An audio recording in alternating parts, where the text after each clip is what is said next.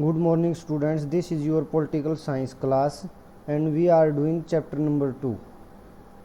Name of our book is Indian Constitution at Work and the name of the chapter number 2 is Rights in the Constitution.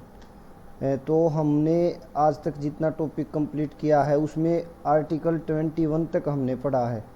अभी कुछ problem के चलते मैं काफ़ी दिन से क्लास नहीं ले पाया, तो उसके लिए सॉरी। आज से आपका सिलेबस आगे शुरू करेंगे और थोड़ा अच्छे से समझते हुए धीरे धीरे अपनी कंटिन्यूटी को मेंटेन करेंगे।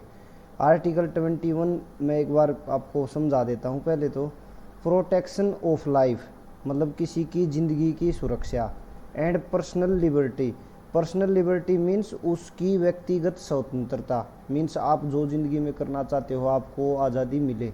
No person shall be deprived of his life. किसी भी मतलब सरकार ये कहे, मोदी ये चाहे किसी इंसान मुझे इस इंसान को मारना है तो वो ऐसा नहीं कर सकता। मीन्स कोई भी इंसान से उसकी ज़िंदगी नहीं छीनी जा सकती। और personal liberty except according to procedure established by law. और आपकी पर्सनल लिबर्टी भी नहीं छीनी जा सकती, लेकिन वो कानून के आगे आपकी जो लिबर्टी है वो सही होनी चाहिए। मीन्स अब जैसे फॉर एग्जांपल अभी कोरोना वायरस चल रहा है तो गवर्नमेंट ने 3 जोन डिसाइड किए, एक रेड जोन, एक ऑरेंज जोन, एक ग्रीन जोन। तो उसके अलग अलग रूल्स रेगुलेशंस गवर्नमेंट ने बना रखे हैं कि भाई रेड जोन में कोई घर से बाहर निकल ही नहीं सकता। वो हमारे यहाँ पर नहीं है इसलिए हम नहीं समझ पाएंगे, ठीक है। जिन सिटीज़ में वो समझ पाएंगे वहाँ पर कोई भी 4 लोग एक जगह पे इकट्ठा नहीं हो सकते, ठीक है। अब ऐसे में आप ये कहो नहीं मेरी पर्सनल लिबर्टी है और मैं तो कहीं भी जा सकता हूँ या मैं कहीं घूमूँ, तो वो फिर उस प्रोसीजर या लॉ एस्टेब्लिश्ड बाय लॉ जो है, जो कानून बनाया गया है उस टाइम पीरियड में, उसके अगेंस्ट माना जाएगा। ये आर्टिकल 21 है, आपकी ज़िंदगी की सुरक्षा, आपकी आज़ादी की सुरक्षा, ठीक है, जो हर इंसान से सरकार से सबसे करता है, जो कॉन्स्टिट्यूशन का आर्टिकल 21 है। Right to freedom equality. Right to equality हमने पढ़ लिया कि भाई भारत के सभी नागरिक कॉन्स्टिट्यूशन के आगे बराबर हैं। जाति के आधार पर, धर्म के आधार पर, वंश के आधार पर, नस्ल के आधार पर, रंग के आधार पर किसी भी इंसान के बीच दूसरे इंसानों से कोई भेदभाव नहीं किया जाएगा, ठीक है। उसका मतलब समानता, कानून के आगे सब समान है। ये आप हमने पढ़ लिया पहले ही। राइट आपको किसी टॉपिक में प्रॉब्लम है, एक बार मीटिंग में ये बोला था मुझे कि आप ज़्यादा थोड़ा स्पीड से सिलेबस करवा रहे हो, बट मुझे लगता है मैं इतना मतलब स्पीड से तो क्या आपको ओवरऑल आप ये मत देखो काम कम हुआ या ज़्यादा, ये देखो आपको समझ में कम आया या ज़्यादा, बस ये सोचा करो। इक्वेलिटी मतलब समान है सब कानून के आगे, मैं भी आप भी। यदि मोदी भी वोट देता है इलेक्शन में तो उसकी वोट भी एक वोट मानी जाएगी, और जो आप वोटिंग की जो एज है उसके ऊपर के सभी नागरिक जो वोट डाल सकते हैं उनकी वोट भी एक काउंट होगी। इसको ऐसे समझो आपकी सब समान है कानून के आगे। रियली में सिचुएशन कुछ अलग होती है, आप सब जानते हो भाई। अमीर आदमी कानून, अमीर आदमी जो है वो कुछ पैसे देकर कुछ कर सकते हैं, करवा सकते हैं। गरीब आदमी को इतनी सुविधाएं नहीं है, वो एक अलग पर्सपेक्टिव है, बट कानून के आगे सब समान है। Right to freedom equality and freedom और liberty are the 2 rights that are most essential to a democracy. तो किसी भी लोकतंत्र के लिए, लोकतंत्र ही समझना सबसे बड़ी ज़रूरत है। लोकतंत्र को होता है government for the people by the people of the people, कि जिस देश की सरकार को हम आप लोग चुनते हैं, जो वोट देने की एज के क्राइटेरिया को वो छू सके हैं, उसके ऊपर के हैं, वो सभी लोग इलेक्शन में वोट देते हैं तब जाकर सरकार बनती है, तो उसको बोलते हैं डेमोक्रेटिक गवर्नमेंट, ठीक है। ऐसा नहीं है कोई सेना का अधिकारी ज़बरदस्ती ये कहे मैं इस देश का रूलर हूँ, मैं राजा हूँ, या फिर कोई मतलब एक ट्रेडिशन चलती आ रही हो कि पहले वो राजा था उसके बाद में उसका बेटा बन गया, उसके बाद में उसका, उसको डेमोक्रेसी नहीं माना जाता। तो किसी भी लोकतंत्र के लिए इक्वेलिटी और फ्रीडम ये दोनों चीज़ें बहुत ज़रूरी हैं। मीन्स वहाँ के सभी नागरिक कानून के आगे समान हो और सभी नागरिकों को कानून के आगे आज़ादी मिली हुई हो। It is not possible to think of the one without thinking of the other. एक चीज़ के बिना आप दूसरी चीज़ को नहीं सोच सकते। मीन्स आपके पास इक्वेलिटी है, फ्रीडम नहीं है, तो भी डेमोक्रेसी अच्छे से काम नहीं कर रही, और आपके पास फ्रीडम है बट इक्वेलिटी नहीं है तो भी अच्छे से काम नहीं कर रही। तो ये दोनों ज़रूरी हैं। Liberty means freedom of thought, expression and action.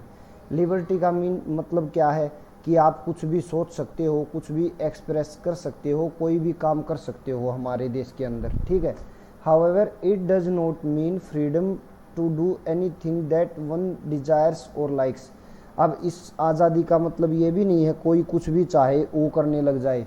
अब आज़ादी तो हमें है, बट ये आज़ादी थोड़ा है कि हम टेररिस्ट बन के देश के अगेंस्ट ही काम करें। वो आज़ादी हमें सारी आज़ादी मिली हुई है जो किसी भी इंसान को या हमारे देश को कोई नुकसान नहीं पहुंचाती। If that were to be permitted then a large number of people will not be able to enjoy their freedoms. यदि आपको हर तरह की आज़ादी दी जाए कि कानूनी काम करने की, गैर कानूनी काम करने की, तो आप जो गैर कानूनी काम करोगे उससे बहुत सारे लोगों की लिबर्टी ख़त्म हो जाएगी, स्वतंत्रता ख़त्म हो जाएगी। Therefore, freedoms are defined in such a manner that every person will enjoy her freedom। इसलिए आज़ादी वो आज़ादी होगी जिस आज़ादी को सभी लोग अच्छे से जी सकें, without threatening freedom of other, और जिस आपकी आज़ादी से दूसरों की आज़ादी पे कोई फ़र्क ना पड़ता हो, उनको भय ना लगता हो, and without endangering the law and order situation, और आपकी आज़ादी से हमारे देश के कानून पर और जो एक सिस्टम है उस पर कोई फ़र्क ना पड़ता हो आपको और हमको। वो आज़ादी सभी, हमारा कॉन्स्टिट्यूशन का राइट टू फ्रीडम जो है ये हमें, हम सबको इससे अधिकार मिला हुआ है। बहुत सिंपली और बहुत आराम से बताया है, फिर भी कोई डाउट हो पूछ लेना। एक लाइन में जो कहते हैं ना कि एक आपको एक लाइन में इसको बताना हो तो राइट टू फ्रीडम है सबकी आज़ादी, जो आज़ादी कानून के विरुद्ध ना हो, कानून के आगे जो काम सही है आप वो सारे काम कर सकते हो। देश में राइट टू इक्वलिटी हो कि हम सब बराबर हैं। Right to life and personal liberty. The foremost right among rights to freedom is the right to life and personal liberty. एक राइट टू फ्रीडम के बाद नेक्स्ट जो राइट है कि हमें जीवन का अधिकार और हमारे जीवन में स्वतंत्रता का अधिकार हमें मिला हुआ है। No citizen can be denied his or her life. किसी भी इंसान की, किसी भी नागरिक की आप ज़िंदगी छीन नहीं सकते, ना सरकार छीन सकती। Except by procedure as laid down under the law. केवल वो उस एक्सेप्शन को छोड़कर जो एक कानून के अकॉर्डिंग दोषी साबित हो चुका है, जिसको मान लो किसी को फांसी दी गई है तो उसकी ज़िंदगी भी तो छीनी है, बट वो उस पहले सस्पेक्ट है जिसने कुछ ऐसा काम किया जिसके लिए उसको सज़ा मिली है, ठीक है। That means no one can be arrested without being told that the grounds for such an arrest. इस लिबर्टी का मतलब है कि कोई भी इंसान ऐसे अरेस्ट नहीं किया जा सकता जब तक आपके पास या गवर्नमेंट के पास या पर जो एडमिनिस्ट्रेशन है उसके पास उसके खिलाफ कोई ठोस सबूत नहीं है। If arrested the person has the right to defend himself by a lawyer of his choice. यदि आपके साथ ऐसा होता है, आपको कोई ज़बरदस्ती गिरफ्तार करती है गवर्नमेंट या एडमिनिस्ट्रेशन या पुलिस, तो आपके पास अधिकार है कि आप अपना वकील करो और अपने केस को उस वकील के सहारे आगे बढ़वाओ। Also it is mandatory for the police to take that person to the nearest magistrate within 24 hours. और यदि पुलिस किसी इंसान को गिरफ्तार कर भी लेती है तो उस पुलिस को 24 घंटे के अंदर उस इंसान को अदालत में पेश करना पड़ता है। मीन्स वो एक दिन और एक रात से ज़्यादा अपनी कस्टडी में पुलिस उसको नहीं रख सकती। The magistrate will is not part of police will decide whether the arrest is justified और नॉट। और जब आप मजिस्ट्रेट के सामने जाओगे तब आपकी इस बात का पता चलेगा कि पुलिस ने आपको जो अरेस्ट किया है वो ठीक है या गलत है, ठीक है। This right is not just confined to a guarantee against taking away of an individual life but has wider application. अब इस अधिकार से हमें ये गारंटी मिलती है कि हमारी ज़िंदगी को कोई ऐसे छीन नहीं सकता। Various judgements of supreme court have expanded the scope of this right. अब सुप्रीम कोर्ट क्या करता है, देखो आप जब आगे ग्रेजुएशन करोगे, पोस्ट ग्रेजुएशन करोगे, तो आपको ये चीज़ें बहुत अच्छे से समझ में आएंगी। सुप्रीम कोर्ट, आपको ये बात आप जानते हो, कॉन्स्टिट्यूशन में आर्टिकल्स हैं, उन आर्टिकल्स में कुछ आर्टिकल्स चेंज हो सकते हैं, कुछ आर्टिकल्स कभी चेंज ही नहीं हो सकते, ठीक है। कुछ जैसे मान लो फॉर एग्जांपल आपके जो हेलमेट ना लगाने का जुर्माना 500 रुपये, उसको गवर्नमेंट कभी 1000 भी कर सकती है, 5000 भी कर सकती है, बट आपकी राइट टू लाइफ है उसको गवर्नमेंट ख़त्म नहीं कर सकती, ठीक है। क्यों ख़त्म नहीं कर सकती? क्योंकि ज़िंदगी का अधिकार हमारा फंडामेंटल राइट, और फंडामेंटल राइट में कोई चेंज सरकार नहीं कर सकती। अब देखो कॉन्स्टिट्यूशन में राइट हैं, ये राइट बनते हैं या इनमें चेंज होता है हमारे कहाँ पर, पार्लियामेंट में, संसद में, ठीक है। तो एग्जीक्यूटिव मीन्स गवर्नमेंट, सरकार का काम है इन जो जितने भी लॉ बने हुए हैं, कानून बने हुए हैं, उनको इम्प्लीमेंट करवाना, लागू करवाना। और फिर जुडिशरी का काम है कि इन राइट्स के अकॉर्डिंग आपके साथ मतलब कुछ गलत हुआ है या सही हुआ, आपके केस को देखना और फिर उसको जस्टिफाई करना कि मतलब क्या इस केस का समाधान है। तो 3 चीज़ें हो गई, एक जगह कानून बनते हैं, एक कानून को लागू करवाते हैं, और एक कानून के अकॉर्डिंग काम हो रहा है या नहीं हो रहा देखती है, उसका नाम जुडिशरी है, ठीक है। तो ये जो जुडिशरी है, जो ये देखती है कानून के अकॉर्डिंग काम हो रहा है या नहीं हो रहा है, ये कई बार क्या करती है, जो राइट्स हैं उनकी अलग अलग इंटरप्रिटेशन करती है, मतलब अलग अलग व्याख्या करती है। जैसे पहले राइट टू लाइफ था, केवल राइट टू लाइफ, जिंदगी का अधिकार।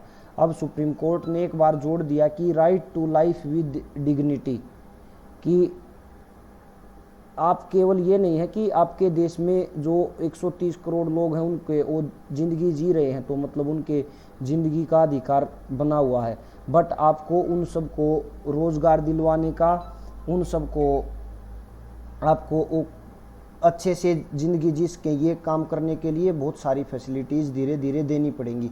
वो कैसे देती है गवर्नमेंट? जैसे जैसे देश आगे ग्रो करता है और डेवलप होता है, तो तब तक गवर्नमेंट जैसे गरीबों के लिए BPL कार्ड बना देना, ठीक है, गरीबों के बच्चों के लिए पिछले साल ही एक वो बनी धारा, ठीक है, 129A है या कौन सी है, उसके अकॉर्डिंग आप जो प्राइवेट स्कूल्स में भी बच्चे फ्री में पढ़ सकेंगे। ये धीरे धीरे गवर्नमेंट करती रहती है, ठीक है ना, आप समझ गए होंगे अब।